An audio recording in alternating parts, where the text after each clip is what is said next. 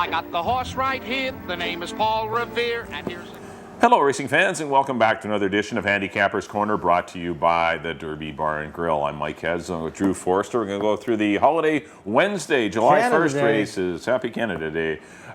We do have 9 races at Hastings Racecourse. 9 good races. Yeah, starting at 150. It's a great card. 4 stakes. Mario Gutierrez in town. Yep. Lots of fun. 3 Champion Series races.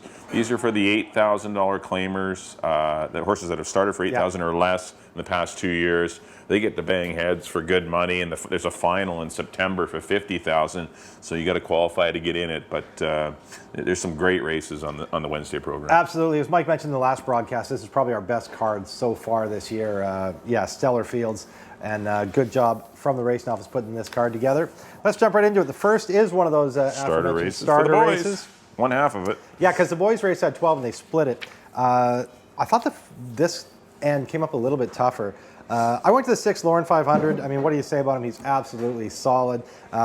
He's been well placed. Gordy Wells had him this winter for Rob Mabin in California. He did start for 8 down there, so they snuck him in for the $8,000 tag.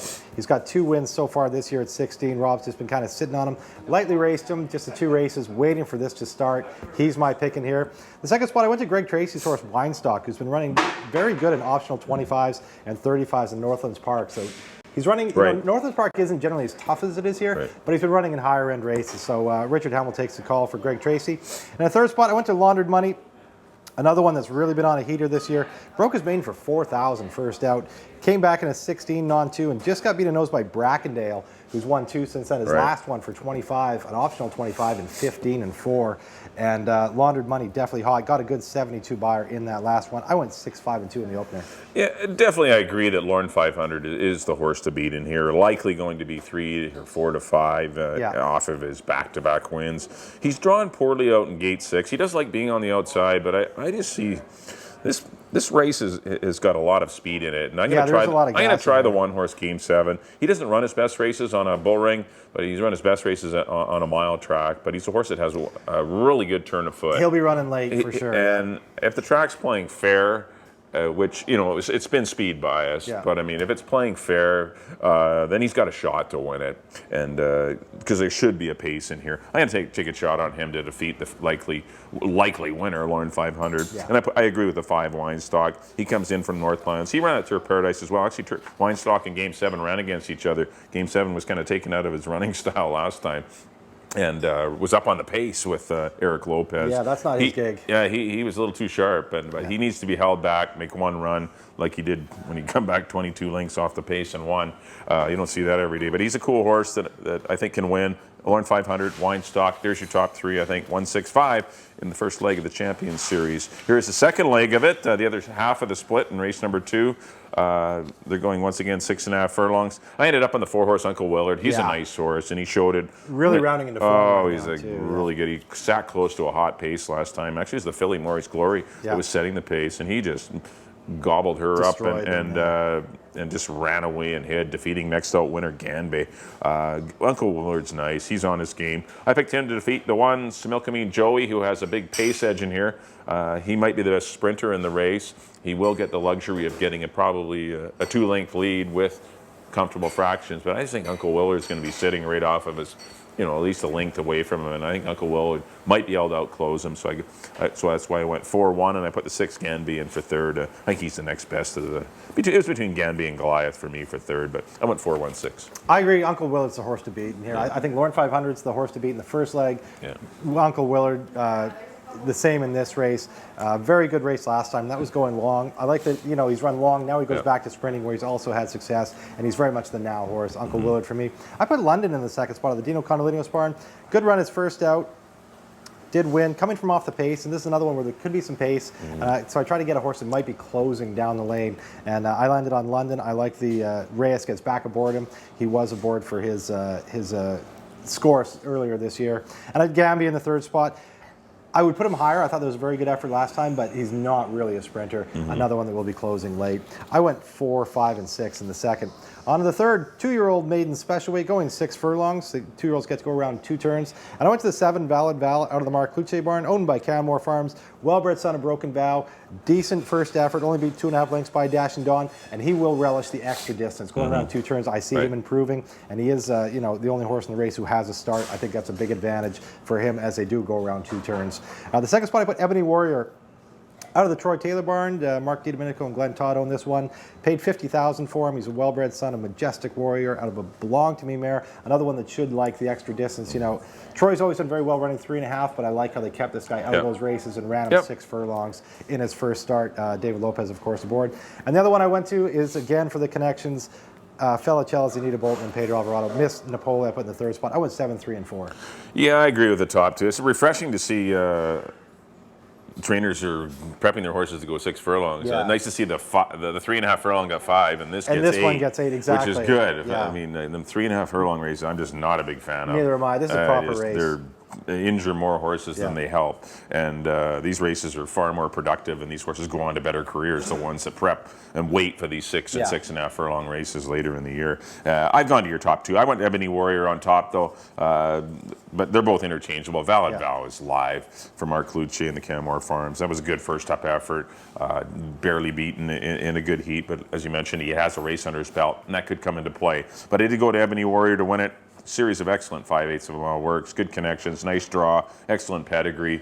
Let's go 3-7. And I put the one horse See You at Eau Claire for Greg Tracy, another one that's excellent at getting horses ready to run early. He shipped a bunch of horses here to Vancouver, and I wouldn't be surprised to see this one be a little live at first asking. Richard Hamill gets the call. Haynesfield too. There was, that was the year there was a Haynesfield and BC sale. He just came out of the BC sale. Yeah, he's a half brother to our good buddy Lauren McDougall's dog. Yeah, yes, but he paid a lot of money for him. He's by Haynesfield. He looked good at the sale. There's quite a bidding war for this horse, and looks like he's, they won the bidding war, and looks like they got a nice little horse here at See You at Eau Claire. But I went 3, 7, and 1. It should be a lot of fun. Love to see the babies going 6 furlongs. On to the 4th race. We have the Lieutenant Governors, however you prefer.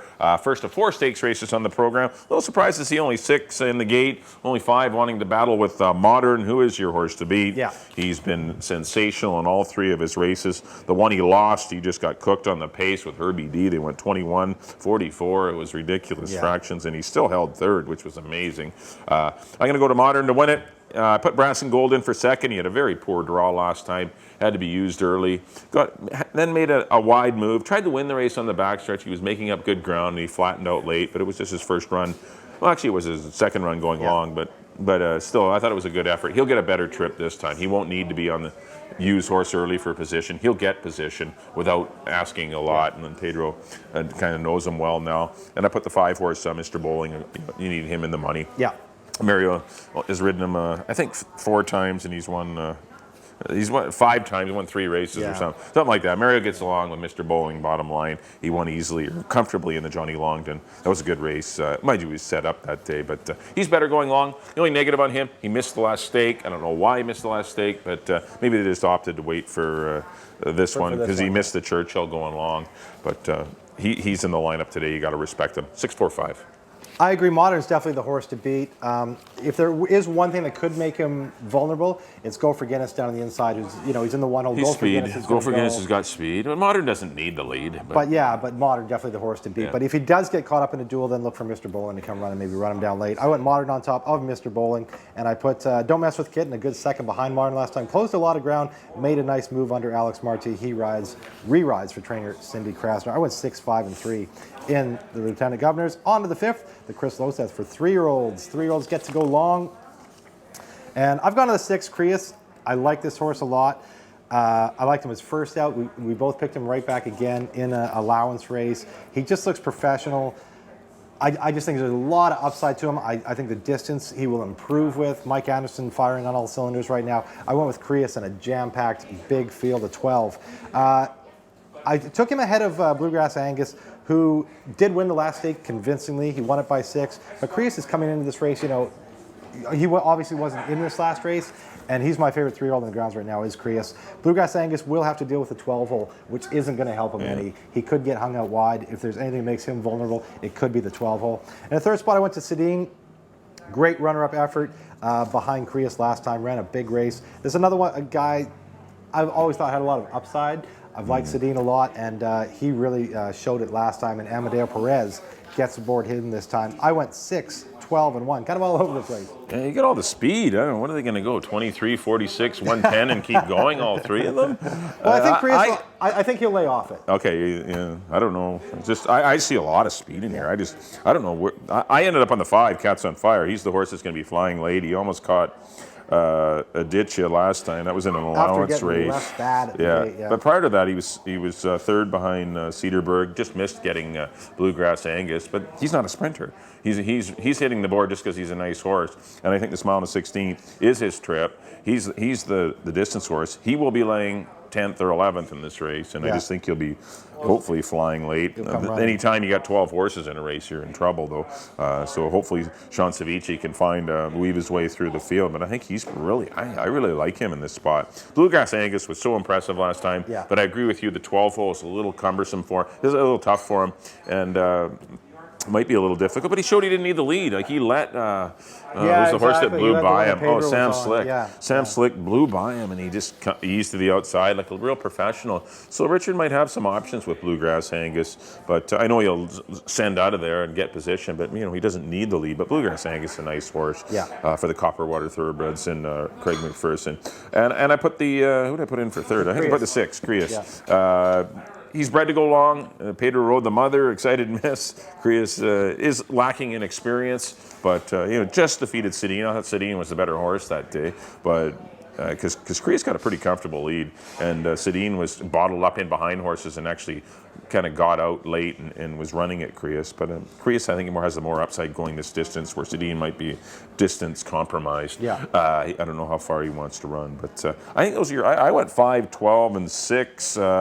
Legion of Boom's interesting. Smart Focus, I think. Merlot, I know it was just 25 grand, but Merlot was running strong in the stretch that race. He's another one worth a look. It's a cool race, and but I know it's tough, to make a real staunch opinion on someone, but I really like Cats on Fire in here. I went 5, 12, and 6. On to the 6th race. This is the Supernatural. Girls' turn. 3-year-old fillies going a mile on the 16th. I took the 2 California shippers, the 8 and 7, the 8 Majestic Presence for Mark D. Domenico and the North American Thoroughbred Horse Company, and trainer Troy Taylor. This horse ran second in a first condition allowance race in her last start. Missed the break, was wide. I think Gary Stevens rode him like he was going to win, and just kind of maybe asked her to do too much. They got nice horses down there still in those first condition races. This horse was being pointed for the Kentucky Oaks, didn't make it there, but this horse still been running ran in the Breeders' Cup last year, or the juvenile fillies. I know it didn't fare all that well, but still, it's a filly with some credentials for a horse that's only won 1 race in her life. Boy, she'd look good in a non-2 here, wouldn't she? And the 7 Morning Coffee, claimed by Mike Wheeldon for a hefty price. Moves to the Mike Anderson barn, and this one could be interesting. It's just the dirt. I don't know why they tried the turf last time. I guess I want to give him a shot on the turf. But dirt seems to be the thing for Morning Coffee, and I expect this horse to be live as well. And Quatre Cat, who looked like things were going to just be a yawner for her for the next 3 stakes because she was just that much the best. Things got a whole lot more interesting with the 2 shippers in here. But you still got to beat Quatre Cat on her home turf. She's been impressive in both of her wins for Stuart and May Carmichael and Sylvia and Dave Gregory, and this one's live as well. I really, Majestic Presence is the one for me. If she's 100% or at least 90%, she's going to be dangerous. She'll need to be pretty good to defeat Quatre Cat. I went 8, 7, and 3. I think those are your 3 horses here in the Supernatural. I agree. I took Majestic Presence on top for the reasons you mentioned. She's the horse to beat in here. I put Susan Stay in the 2nd spot. She's dying to go long. She won a nice little sprint last time, and I think that will give her some confidence. I think both of your dad's horses want to run long, and they drew so poorly. I know that. 9 and 10. Pop's got the 9 and the 10. That's no good. But yeah, Ambleside Park and Susan Stay both want to go long, but Susan Stay I can see being more forwardly placed, Right. where Ambleside Park is going to be further back. So she's the one I elected to maybe Right. be closer and, you know, be within striking distance. I don't think she's as good as Majestic Presence, but I think going longer, she can give Quatracat a run for her money. So I put her in the second spot, and I put Quatracat, as you mentioned. She's been very impressive so far this year. I put her in the third spot. I went 8, 10, and 3 in the sixth. On to the seventh. Nice little allowance race. This is the girls' end of the starter series. Champion Starter Series. Going 6 furlongs, field of 9 signed on. I went to the one horse Via Bendita. Rod Cohen sends this one out here. She did start for 8 at Golden Gate back at the beginning of last year, which made her eligible for these. Then she won a maiden special weight. She ended up winning a stake at Northlands, and she looks to me to be the horse to beat in these. You know, she hasn't run this year, so that's going Right. against her. She does get leading rider Richard Hamill. That's the only problem I have. But, you know, I don't know how tough the rest of these are. I like Via Bendita to win it. I put I'm a Diva 2, another one on a hot streak. 3 for 4 this year, just sailing right along. Bill Connick's very hot, and I'm a Diva 2 is one of the reasons why. He's won 5 races, she's won 3 of them, and I'm a Diva 2 definitely fits well into this optional, you know, starter 8 series. In third spot, I went with Wayne Oliver's CA Miss. Good second last time behind Bamboo Dream. I thought she got unlucky to get beat by Bamboo Dream. She kind of did all the heavy dirty work. lifting. Yeah, moved early and chased the pace. Got to the lead, and then Bamboo Dream she came was flying best. on her outside, She so was she best. couldn't really see her and got by her late. But I like CMS in the third spot. I went 1, 4, and 8. I like all 3 of your horses, and I don't have them top 3, any of them. But like you made good points on all of them. Like, but this is a real contentious race. Yeah, Like it is. Via Bendita has been running against straight 3-year-olds and 2-year-olds over the first, straight 3-year-olds last year, and she's running against older mares. So I know she ran a stake, but it was against straight 3-year-olds, and that was in Edmonton. This is here. It's still tougher. I'm a Diva 2 shortening up. Not crazy about her going short. And CMS just drew poorly. I have nothing against CMS. CMS can win this race. Yeah. If Pedro can work out a trip, I mean, this horse can win. But it's. I ended up going with the 7 closing intentions just because she has speed. Yeah. She was second behind Rachel Run in her first start this year. Rachel Run got a pretty easy lead and it had a race under her belt. She'd been running, Yeah, she was bottled up on the inside, got out late and was going to go by, but she just needed another 10 or 15 yards, but didn't get it. But I mean, Amadeo Perez has ridden her in the past. I just think she's going to get a cushy trip sitting on the outs. She gets off the rail, which is big, and she's run some big numbers in the past when she can sit just off of another filly. And I'm going to try her to win it. I put Clarice B. Tons of trouble. She was the one that, you know, probably had the worst trip in the CMS race. I know CMS did a lot of fighting on the head end, but Clarice B never did get any racing room, and it was very unfortunate to lose that day. She was very much the boss of these races last year was Clarice B. Yeah, I'm not going to give up on her, and I put the 3 Rachel Run. Not the best horse in the race at all. She knows how to win races, though, and I respect that. And she's the lone speed. You got to respect that. If the track, the first 6 races, speed's doing great, it's going to be tough to look away from Rachel Run because there isn't a lot of speed in here. Yeah, there isn't much gas. And she's fast leaving there. So I went 7, 5, and 3. I left out Hall Anita, who probably wants to go farther. But it's a good little race. And I went 7, 5, and 3 in the Champions Series starter for fillies and mares. On to the 8th race. This is the Monarchy for older mares, going a mile and a 16th. I ended up on the 3-horse Touching Promise, reunited with Mario Gutierrez. She was it doesn't look like it on paper, but she was a closing third. She galloped out way in front, she 5 or 6 jumps past the wire. It seemed like the track was cupping out on her. It was dry. It was tough for her to handle, and she was running, but she wasn't gaining. And Arabella's Muse had the lead. There's a 4-pound weight shift. She gave Arabella's Muse a pound last time. She gets 3 from her. She gets Mario back. I think it's enough for a length and 3/4, and that's why I'm going to just say she's going to turn the tables on Arabella's Muse. They're both nice fillies. Both can win. It's a hair between them, but I'm going to try Touching Promise to win it. And I put Lockett. I think it's a dangerous filly that you should never take lightly. Frank Barabee trains this horse, and this horse ran well last time. Kind of had an abbreviated season so far, but I know she's at her best going long. She ran a big race on BC Cup Day. Don't ever forget the race she ran on BC Cup Day last year. She crushed them. Or was it BC Cup Day? I can't. Yeah. What day was it? No, it was the Delta Colleen. She ran huge that day. She crushed the field going a mile and 1/8. I mean, she's got it in her to win a race like this if she gets the proper pace scenario. But I went 3, 1, and 5. I'm going to try Touching Promise and Mario. I agree with you. I think the two toughest horses in the race are Touching Promise and Arabella's Muse. I went with Arabella's Muse on top. I thought she was unlucky to get beat by Hollywood Miss in the second start of the year. That was going short when they went long. Yeah, I thought a very impressive race out of her, and I look for her to run another big one back for trainer Mike Anderson. Put Touching Promise in the second spot. The reasons you mentioned. Nice to see Mario in town, and good to see him reunited with this talented filly. He did win, the championship race, the Ballerina, on her last year. And in the third spot, I think it's those two, and then kind of everybody else. And I put Dear Lily for trainer Troy Taylor. She's 5 at 10 lifetime. This might be a little bit of deeper water for her, but she'll probably be near the lead and see how long she can hang on. I went 1, 3, and 6 in the Monarchy. On the ninth, nice little $16,000 claiming race, 4 3-year-olds and up, going a mile and a 16th. And I landed on the 1, It's Finally Friday. He's been running for 25 all year long against good horses, got beat by Tracker twice. Yeah. And Tracker's very tough when he's at the $25,000 level. And, was on the lead last time. And we're just against tougher horses, when they blow by, it kind of takes the life out of him. He ran well. I missed 5 of them coming out of the Tracker race, and he's the one that did the fighting on the head end. I thought he got put away. He had the still biggest held race. well. I agree. So I put him on top. I put Iskar, Dino's horse, in here. Another one that comes out of those 2 Tracker races in the 16 spot. He will like much better. And I put Franzer's Finest in the 3rd spot. 2 times he ran for 16 this year. A good second behind After the Conflict, just got nipped late, and then a good third behind Lauren 500 and Bluegrass Pride. And then up to the $25,000 level was, in that Tracker race. He comes out. I like the horses that come out of the Tracker races in here. And they do take the blinkers off. Amadeo Perez will get reunited with him. I went 1, 4, and 5. Yeah, I agree. It's Finally Friday's race to win or lose. This horse ran very well. If that race didn't totally exhaust the horse, because he is coming back, in 2 weeks after a tough race. That was a tough race. But he's going to get the lead, and I think that's going to make him real dangerous. I put the 4-ish car, who will appreciate the stretch out. A little less traffic in this one. There was kind of a big, bulky field last time. I think Antonio Reyes can get a better trip, and I think he'll be more of a factor. And I put the 2 Bear Rock and Roll.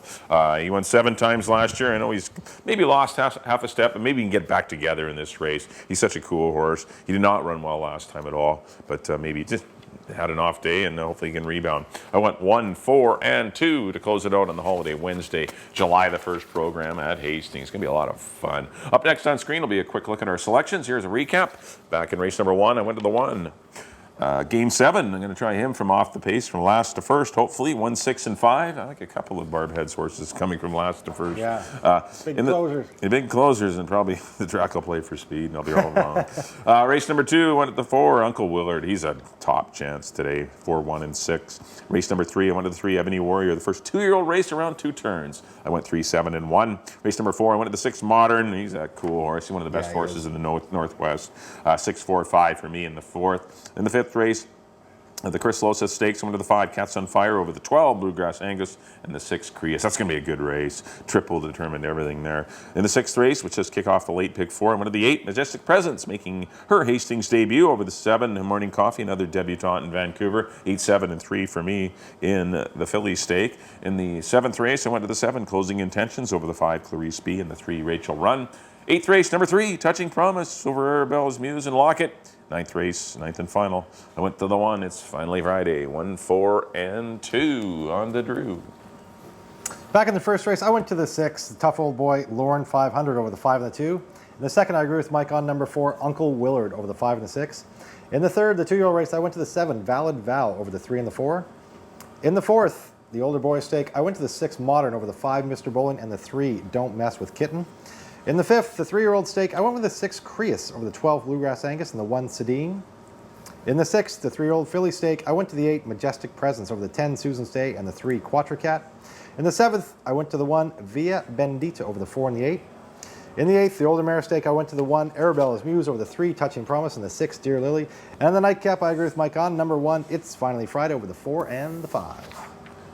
Well, thanks everyone for tuning in to Handicapper's Corner. Hopefully we've given you some pretty good insight. Hopefully get you make some winning decisions when you walk up to the windows to wager on the excellent July 1st program. Once again, racing. We've got a great simulcast day on Saturday, July the 4th. No live racing at Hastings on July 4th. Obviously, they're open for simulcasting. As we are here. The Derby Bar and Grill will be hopping. It's a great card at Belmont. There's numerous Grade 1 races, as always, and at Emerald Downs as well. There's nice stakes, and there's obviously the July 4th program in the United States, and all the major tracks are big days.